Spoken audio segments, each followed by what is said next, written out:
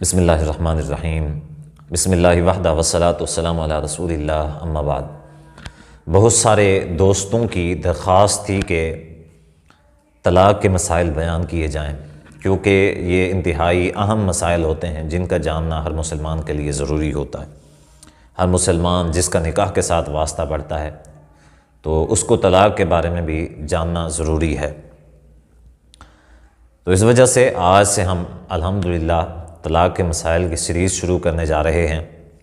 تو طلاق کے حوالے سے جتنے بھی اہم مسائل ہیں ان کو ہم انشاءاللہ قرآن و سنت کی روشنی میں دلائل کے ساتھ اور انتہائی آسان اور عام فہم انداز میں آپ لوگوں کو سمجھانے اور بتانے کی کوشش کریں گے۔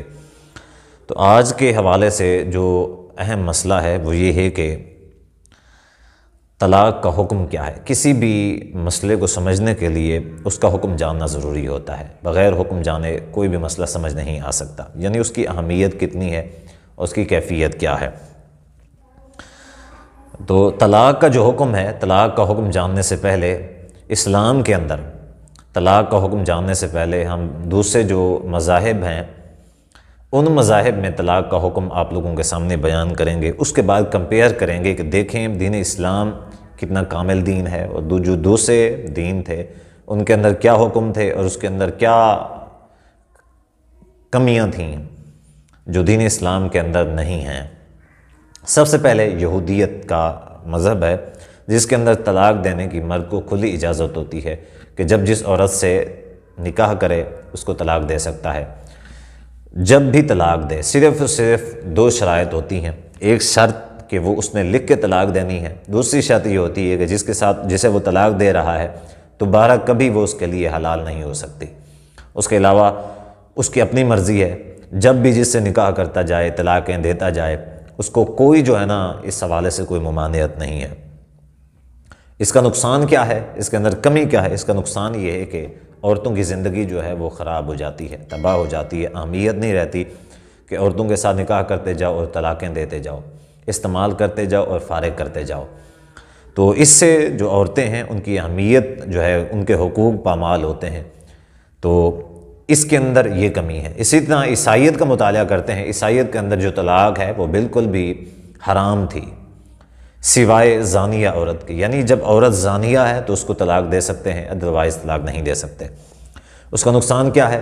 اس کے اندر جو کمی ہے وہ کمی یہ ہے کہ اگر دنیا کے زندگی کا جو دوسرے مسائل ہیں، میاں بیوی کے ہم آہنگی نہیں ہے، دوسرے مسائل ہیں اور ہزاروں مسائل ہو سکتے ہیں، آپس میں نہیں بنتی، تو اگر جدا ہونا چاہتے ہیں نہیں جدا ہو سکتے۔ پوری زندگی یعنی کہ جہنم بنا کے گزار سکتے ہیں لیکن جدا نہیں ہو سکتے۔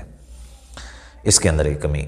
اسی طرح ہندو مت کا ہم مطالعہ کرتے ہیں، ہندوازم جو ہے اس کا مطالعہ کرتے ہیں تو اس سے پتہ چلتا ہے کہ ہندوازم کے اندر تو طلاق کا سرے سے وجود ہی نہیں پایا جاتا۔ یعنی یہ جو عیسائی مذہب تھا اس کے اندر تو زانیہ کے لیے طلاق کا تصور تھا تو صحیح، ہندو مذہب کے اندر زانیہ کے لیے بھی طلاق نہیں تھی، بلکہ جو زانیہ ہوتی اس کو اپنے مذہب سے خارج سمجھا کرتے تھے، لیکن اس کو جو ہے نا وہ طلاق پھر بھی نہیں دیتے اور نہ طلاق دی جا سکتی ہے۔ تو اس کے اندر یہ کمی ہے کہ عورتیں جو چاہیں جب چاہیں، یا مرد جب چاہیں جو چاہیں کریں، یا آپس میں جو معاملات ہیں علیحدہ ہونا چاہتے ہیں، کوئی زندگی کے اندر مسائل ہو سکتے ہیں، انسان اگر جدا ہونا چاہے تو نہیں ہو سکتا۔ دین اسلام جو ہے، دین اسلام کے اندر ایک خوبصورت اور مکمل دین ہے جس کے اندر طلاق کا وجود پایا جاتا ہے، لیکن طلاق کو آسان نہیں بنایا گیا جس طرح یہودیت کے اندر ہے، اور طلاق کو اس طرح مشکل بھی نہیں بنایا گیا کہ انسان کی زندگی تباہ ہو جائے لیکن طلاق کا تصور نہ پایا جائے جس طرح ہندوازم کے اندر یا پھر عیسائیت کے اندر ہے۔ حدیث ہے نبی علیہ الصلوۃ والسلام کی کہ ابغض الحلال عند اللہ، کہ اللہ تعالیٰ کے نزدیک جو حلال چیز ہے اور ناپسندیدہ ہے وہ طلاق ہے۔ یعنی حلال ہے، اللہ تعالیٰ نے اختیار دیا ہے تو حلال ہے، لیکن کیا ہے، حلال ہونے کے باوجود بھی اللہ تعالیٰ کے ہاں ناپسندیدہ ہے، اللہ تعالیٰ اس چیز کو پسند نہیں کرتا۔ تو اس حوالے سے علماء کرام نے اس کی وضاحت کچھ اس طریقے سے کی ہے کہ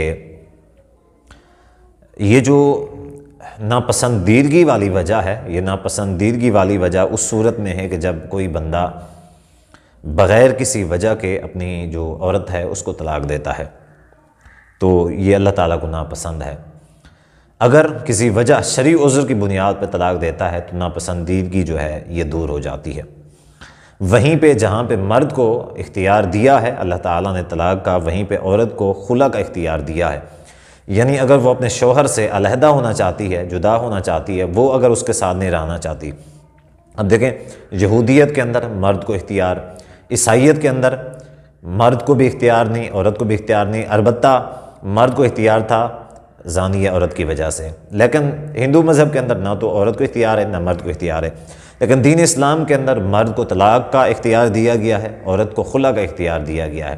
یعنی مرد جدائی چاہتا ہے اس کو طلاق دے سکتا ہے، لیکن اگر عورت جو ہے وہ طلاق چاہتی ہے تو وہ مرد سے خلا لے سکتی ہے۔ تو اس کے لیے حکم یہ ہے کہ ایسی عورت جو خلا لیتی ہے وہ جو اپنا حق مہر ہے واپس کرے گی۔ ہاں اگر مرد معاف کر دے تو پھر تو کوئی مسئلہ نہیں ہے، لیکن اگر مرد معاف نہیں کرتا تو اپنے وہ جتنے بھی حقوق ہیں، اس نے جو حق مہر وغیرہ جو کچھ بھی لیا ہوا ہے اس کو واپس لوٹائے گی۔ تو یہ دین اسلام کے اندر جو ہے یہ طلاق کا حکم ہے۔ طلاق دینا جائز ہے لیکن ناپسندیدہ ہے، بغیر کسی عذر کے طلاق دینا جو ہے وہ اللہ تعالیٰ کے نزدیک ناپسندیدہ ہے۔ وہیں پہ اگر کوئی عورت بغیر کسی عذر کے شوہر سے علیحدہ ہونا چاہتی ہے، جدا ہونا چاہتی ہے، تو نبی صلی اللہ علیہ وسلم نے فرمایا کہ ایسی عورت جو ہے وہ جنت کی خوشبو بھی نہیں پائے گی۔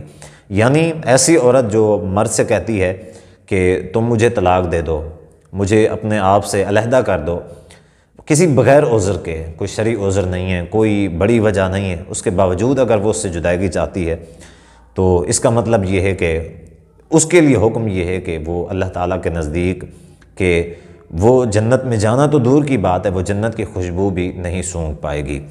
تو یہ طلاق کا حکم ہے۔